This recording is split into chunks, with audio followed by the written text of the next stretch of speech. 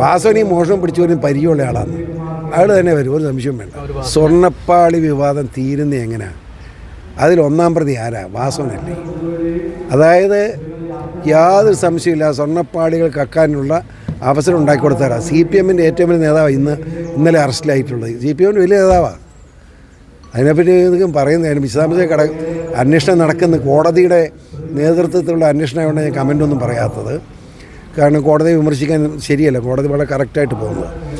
ആ അന്വേഷണം ശരിയായ ദിശയിലെത്തുമ്പോൾ ഒന്നാം പ്രതിയായിട്ട് ദേവസ്വം മന്ത്രി നമ്മുടെ വാസവൻ തന്നെ വരും.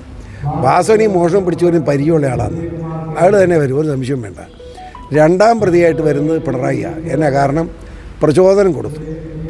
അവിടെ ശബരിമലയുടെ പരിപാവനതയെ തകർക്കാൻ വേണ്ടി, ദൈവവിശ്വാസം തകർക്കാൻ വേണ്ടി അയ്യപ്പൻ വെറും കല്ലാണെന്ന് വരെ പറഞ്ഞ് പ്രചരിപ്പിച്ച്